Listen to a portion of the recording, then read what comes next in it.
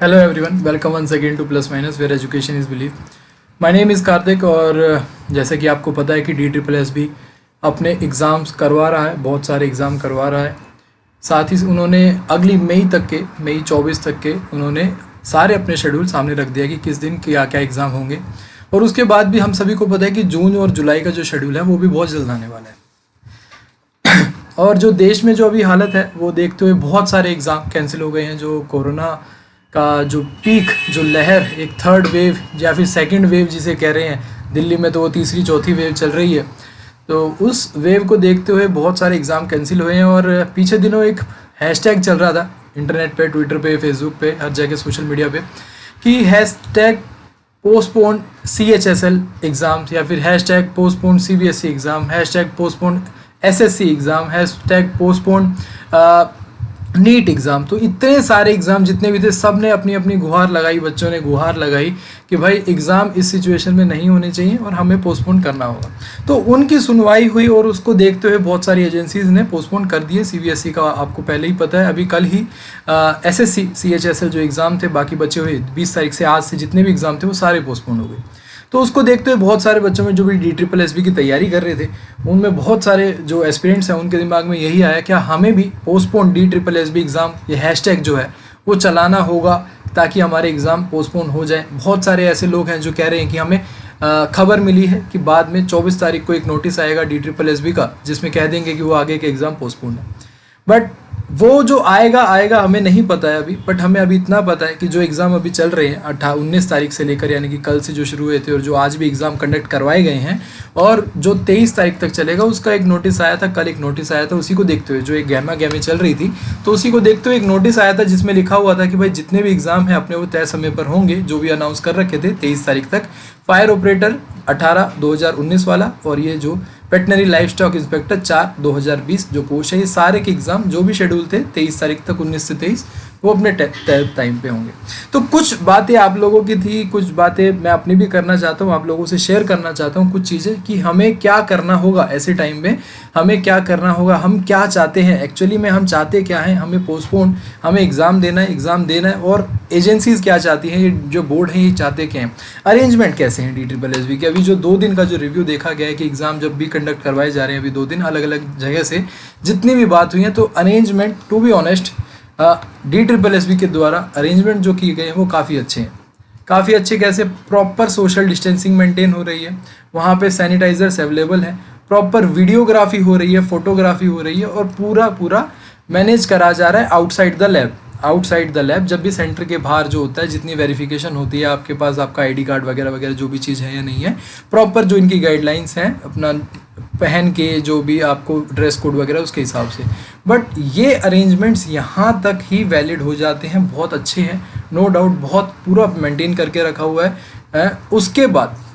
दिक्कत थोड़ी सी जहाँ लगी है, जितने भी स्टूडेंट्स जिन्होंने एग्ज़ाम दिया, दिक्कत उनको क्या लगी है कि लैब में जाने के बाद हम साथ बैठे हुए हैं, और लैब बहुत कंजेस्टेड है, लैब बहुत ज़्यादा कंजेस्टेड हैं और उनमें कोई भी ऑल्टरनेट वाला सिस्टम नहीं है। तो अगर ये भी अगर बेटर हो जाता तो भी पूरा कहा जा सकता था कि अरेंजमेंट DSSS के द्वारा काफ़ी बेटर थे। यहाँ पे लैब्स में जो स्टूडेंट की, जो एस्पिरेंट्स की जो सीटिंग है, उनकी सीटिंग कंटिन्यूस है, कोई भी ऑल्टरनेट सीटिंग नहीं है। वो बात इसीलिए भी थोड़ा सा बेटर अरेंजमेंट लगा क्योंकि सीटिंग साथ होने पर भी रेयरली कोई ऐसा हो रहा है कि साथ वाला एस्पिरेंट आया, क्योंकि जो भी अभी तक अटेंडेंस आई है उसका अगर एवरेज देखा जाएगा तो 30 to 45% के बीच में ही आपको अटेंडेंस ओवरऑल देखी जाएगी हर एग्ज़ाम सेंटर की। तो यहाँ पे बहुत ज़्यादा डर है, बहुत ज़्यादा चीज़ें हैं। तो मैं आप लोगों से कुछ चीज़ें पूछना चाहता हूँ, कुछ चीज़ें बताना यही चाहता हूँ कि भाई देखो, घबराहट तो हर किसी के अंदर हो रही है कि बाहर जाएं ना जाएं, कैसे जाएं, दिल्ली में लॉकडाउन भी लग गया। तो उसके लिए तो आप लोगों को एक चीज़ पता ही है कि अगर आपको एग्ज़ाम देने जाना है तो आपका जो एडमिट कार्ड है वो वैलिड एडमिट कार्ड है। जितना भी अब हमारे दिल्ली में रिस्ट्रिक्शंस है उसमें अगर आपका वैलिड एडमिट कार्ड है तो आपको जाने दिया जाएगा। जो ट्रांसपोर्ट की दिक्कत आ रही है कि भाई हमें ट्रांसपोर्ट नहीं मिलेगा, तो ट्रांसपोर्ट भी चल रहा है, ऑटो चल रही है, टैक्सी चल रही है, ग्रामीण सेवा चल रही है, मेट्रोज भी चली रही है। तो सारी चीज़ें जो ट्रांसपोर्ट है वो चल रहा है। और दूसरी यहाँ पे बात कि अब ये दिक्कत आ रही है कि भाई हम एडमिट कार्ड कैसे निकालें, क्योंकि लॉकडाउन लग गया है तो हमारे आसपास की दुकानें बंद हो गई हैं, तो हम एडमिट कार्ड कैसे निकालेंगे। तो वो भी आप जब जाएंगे अपने सेंटर में जाएंगे तो सेंटर में आप दो काम कर सकते हैं। सेंटर के आसपास कोई ना कोई दुकान दिख जाएगी आपको जहाँ से आप एडमिट कार्ड निकाल सकते हैं, वो खुल जाएगी, क्योंकि सेंटर के पास वाली दुकानें खुल जाती हैं, क्योंकि वो बैग्स वगैरह सबमिट वगैरह होते हैं तो वो खोल लेते हैं, तो उनके पास वो फैसिलिटी होगी, प्रिंट आउट निकाल देंगे। नहीं तो जो सेंटर में आप वहाँ पे रिक्वेस्ट कर सकते हैं, अपने फ़ोन में पीडीएफ जरूर ले जाना कि जो भी सेंटर में है भाई हमारा एडमिट कार्ड हम नहीं निकाल पाए, आप हमारी मदद कर दीजिए। जितने भी ऑफिशियल्स हैं DSSB के वो बहुत सपोर्टिव है, बहुत इस सिचुएशन में सब साथ हैं, सब मदद कर रहे हैं। अब दूसरी बात यहाँ पे आ जाती है कि भाई ये हो क्यों रहे हैं एग्ज़ाम इस टाइम पे, DSSB को अभी क्यों ये सारी बातें याद आ रही है, अभी ऐसा क्या हो रहा है कि अभी नहीं को करना चाहिए। तो देखो DSSB काफ़ी चीज़ें, काफ़ी बातें हुई हैं, DSSB को कोर्ट से फटकार लगी है कि एग्ज़ाम कंडक्ट क्यों नहीं करवा रहे। वो टाइम ऐसा अरेंजमेंट ऐसा होता रहा, पीछे बात होती रही, कोर्ट से बात होती रही, कोर्ट से जुर्माना लगा, उसके बाद फिर इन्होंने जो प्रॉपर शेड्यूल बना दिया, तब कोरोना की जो पीक आई है वो बहुत ज़्यादा हाई आ गई। उसके कारण अब हमारा जो सिचुएशन ऐसी हो गई है कि हमें घर से बाहर जाने में भी डर लगता है। अब ऐसी सिचुएशन हो गई है कि हमें जानने वाले, अभी तक ऐसा नहीं था, बहुत रेयरली था कि कोई बिल्कुल ही जानने वालों की इतने फ़ोन कॉल्स आती हैं, इतनी बातें होती और ज़्यादातर खुद घर में ही सभी के कोई ना कोई बीमार, कोई ना कोई शिकार हो चुका है। तो ये सिचुएशन को देखते हुए यही कहा जा सकता है कि हमें DSSB को ये कहना गलत नहीं होगा कि भाई DSSB के एग्ज़ाम अगर पोस्टपोन हो सकते हैं तो उन्हें कर देना चाहिए। DSSB के एग्ज़ाम अगर पोस्टपोन हो सकते हैं तो उन्हें कर देना चाहिए एग्ज़ाम, क्योंकि वैलिड रीज़न एक ये भी है कि कौन सा DSSB अभी एग्ज़ाम लेने के बाद तुरंत जॉब देने वाला है, ठीक है, एक ये रीज़न भी है। दूसरा, ज़िंदगी से बड़ा तो कोई हमारे लिए जॉब नहीं होती, और बहुत सारे आपके काउंटर पॉइंट्स भी आएंगे, मुझे पता है आपके काउंटर पॉइंट्स बहुत सारे आएंगे, उन सभी पॉइंट्स को मैं वैलिड रखूँगा, बिल्कुल सभी पॉइंट्स वैलिड हैं। तो सारी बातें जो भी काउंटर पॉइंट्स आएंगे वो यही आएंगे कि भाई हमें हमारी तैयारी करने दीजिए। जो भी DSSB के एग्ज़ाम हैं वो सिर्फ़ और सिर्फ समर्स में होते हैं, गर्मियों ठंड में नहीं होते, तो हमारे उस हिसाब से अभी पेपर नहीं होंगे तो फिर वो बहुत लेट लटक जाएंगे। ये बिल्कुल वैलिड पॉइंट है, मैं बिल्कुल एग्री करता हूँ कि DSSB की ड्रेस कोड ऐसी है कि हाफ स्लीव्स पहनना होता है, तो सिर्फ समर्स में ही एप्लीकेबल हो पाता है, विंटर्स में एग्ज़ाम नहीं होते। तो अगर अभी पोस्टपोन हुए तो वो बहुत दिनों बाद तक बात टलेगी, अगले साल पे बात जाएगी, वो हम बिल्कुल नहीं चाहते। सेकेंड, इसमें दूसरी बात क्या आ जाती है कि DSSB पिछले 1.5 साल से सोया हुआ था, अब जाके एग्ज़ाम हो रहा है, तो हमें अपनी जॉब चाहिए। हम ओवर एज हो रहे हैं, हमारा निकलती जा रही है, हमारे जो टाइम निकलता जा रहा है, हमें जॉब चाहिए, तो एग्ज़ाम होने देना चाहिए। मैं आप लोगों को बता दूं, जितने भी आप लोग एस्पिरेंट्स हैं जिन्होंने भी फॉर्म भरे हुए हैं, तो आप ओवर एज नहीं होंगे, जितनी भी आपने फॉर्म उस टाइम पे भरे हैं, जब भी एग्ज़ाम कंडक्ट होंगे आप हो जाओगे। दूसरी ये बात, फिर मोटिवेशन लैक होता है कि एग्ज़ाम होंगे नहीं होंगे, वो तो हमें अपने आप को प्रिपेयर रखना होगा कि भाई हमें एग्ज़ाम देना है, हमारी तैयारी कैसी रखनी है, हमें पूरी तैयारी रखनी है। तो यही चीज़ें हैं, कुछ जो काउंटर पॉइंट्स आ रहे हैं कि भाई होने देना चाहिए, एग्ज़ाम होने देना चाहिए, जो कि मैं बिल्कुल वैलिड मानता हूँ कि भाई समर्स में होते हैं और हमने इतनी तैयारी करी, हमारे एग्ज़ाम होने भी चाहिए। बट कहीं ना कहीं डर तो है,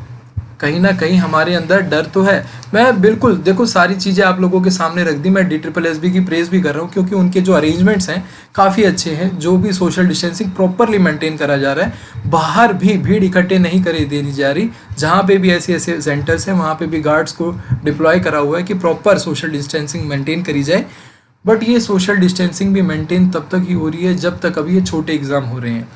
जब तक ये छोटे एग्ज़ाम हो रहे हैं, जिसमें जो कैंडिडेट्स हैं वो ऑलरेडी अप्लाइड फॉर्म कम है, और साथ ही साथ उनमें जो देने आ रहे हैं वो भी लोग कम ही हैं। जैसे ही बड़े एग्ज़ाम, जैसे कि जूनियर क्लर्क का एग्ज़ाम आएगा जिसमें ज़्यादा एस्पिरेंट्स हैं, तो उस टाइम पे सोशल डिस्टेंसिंग फिर से मेंटेन करना एक चैलेंज होगा। तो DSSB को इसमें लुक करना चाहिए, इसमें करना चाहिए। तो ये मेरी तरफ से बातें हैं, और मैं यही कहूँगा कि भाई देखो, दूसरी एक बात कहूँगा, जो लोग इससे मुझसे वाकिफ़ नहीं रखेंगे कि एग्ज़ाम पोस्टपोन होने चाहिए, मैं तो कह रहा हूँ कि थोड़े से पोस्टपोन अगर हो सकते हैं तो उनको थोड़ा सा, एक हफ्ते का कम से कम, अभी एक हफ्ते का, 1-1.5 हफ्ते का कम से कम डिले लग करके, फिर थोड़ा सा एक जो चेन बनी हुई है दिल्ली में, जो पीक आ रहा है उसको थोड़ा सा सप्रेस करके फिर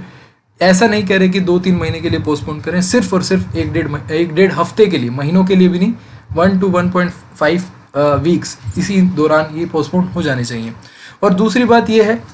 कि जिन जिन लोगों को भी ये लग रहा है कि भाई मैं गलत कह रहा हूँ, तो कोई दिक्कत नहीं है, आप अपना पॉइंट रखो। अब मैं आप लोगों के सामने रखता हूँ कि क्या हमें भी, जितने भी हमारे साथी हैं, क्या हमें भी DSSB को प्रेशर करके या फिर हमें भी ये हैशटैग चलाना चाहिए कि पोस्टपोन DSSB एग्ज़ाम।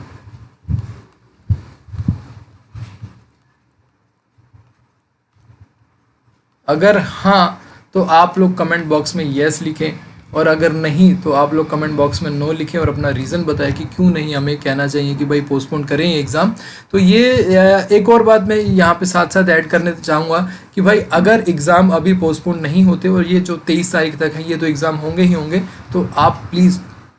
पूरा प्रिकॉशंस के साथ ज़रूर जाएं एग्ज़ाम देने। ये ना सोचें कि वैकेंसी कम है तो हम क्या करेंगे, तो वैकेंसीज़ के लिए मत जाओ, आप एग्ज़ाम देने ज़रूर आ जाओ, एग्ज़ाम देने ज़रूर जाइए आप बट प्रॉपर प्रिकॉशंस के साथ, बिल्कुल जितना हो सके उतना अपने सैनिटाइज़र की बोतल, वाटर बोतल साथ लेके जाइए, ग्लव्स पहन के जाइए, मास्क लेके जाइए। तो जितनी भी प्रिकॉशंस है ना, उन सारी प्रिकॉशंस को देखते हुए एग्ज़ाम देने ज़रूर जाओ, अपना प्रॉपर अरेंजमेंट पहले से ही करो, ठीक है। और यहाँ पे एक और जो काउंटर पॉइंट में जो पहले भूल गया, वो बात ये है कि जो DSSB कर रही है वो एक थोड़ा सा गलत काम किसके लिए कर रही है, आउटसाइड के लिए, आउटसाइड कैंडिडेट्स के लिए। इस सिचुएशन में बाहर से दिल्ली आना एक खतरे से खाली नहीं है, उन लोगों का भी हमें थोड़ा सा सोचना चाहिए कि भाई जो बाहर से आना चाहते हैं वो नहीं आ पा रहे। ऑलरेडी DSSB सिर्फ 3 दिन पहले ही, 3 डेज़ पहले ही अपना एडमिट कार्ड बाहर निकाल रही है, तो उसमें भी बहुत कन्फ्यूजन होता है कि कब आएँ हम, कब हमारा पेपर है। तो ये ऑलरेडी एक गलत चीज़ थी, और दूसरा इस सिचुएशन में बाहर से आने वालों के लिए तो बहुत ज़्यादा डिफ़िकल्टीज़ हैं। तो ये सारी बातें मैंने आप लोगों के सामने रखी। देखो, ध्यान रखते हुए आप भी इसको बात को, इस सारी चीज़ों को ध्यान में रखते हुए, सिर्फ अपना नहीं, एक थोड़ा कॉमन गोल सोचते हुए आप भी ये रखना कि क्या हम, देखो ज़्यादा की डिमांड नहीं करेंगे, हम ये नहीं बोलेंगे कि बिल्कुल ही 3-3 महीने के लिए पोस्टपोन कर दो, ये हम बेयर नहीं कर पाएंगे। क्योंकि हमें, देखो, कोई कहता है ना कि एग्ज़ाम होने दो, तो मैं उसको कहूँ, आप में से कोई ऐसा नहीं होगा जो मुझसे ज़्यादा चाहता हो कि एग्ज़ाम हो, ठीक है ना। तो मैं भी चाहता हूँ एग्ज़ाम हो, पर सिचुएशन ऐसी नहीं है कि हम अपने से ऊपर, अपनी जान से ऊपर रख के एग्ज़ाम करवाएं। और हम पोस्टपोन करवाना चाहते हैं सिर्फ और सिर्फ 1 से 2 हफ्तों के लिए, सिर्फ और सिर्फ 1 से 2 हफ्तों के लिए, कैंसिल नहीं करवाना चाहते, 1 से 2 हफ्तों के लिए पोस्टपोन करवाना चाहते हैं। अगर आप लोग भी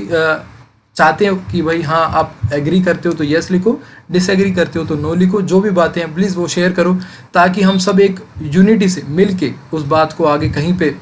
किसी भी सोशल मीडिया के थ्रू आगे रख सकें, ठीक है। तो इस वीडियो को समझना, गौर से समझना, मैं कहना क्या चाहता हूँ, अपना ओपिनियन रखने से पहले, जज करने से पहले मुझे, उसके बाद आप बात करना, उसके बाद अपनी चीज़ें रखना, एक बार थोरोली इसको समझना क्या सिचुएशन है, क्या मैं कह रहा हूँ, और उन सारी बातों को देखते हुए अपना ओपिनियन ज़रूर लिखना, कमेंट बॉक्स में ज़रूर लिखना। Thank you so much and take care, be safe.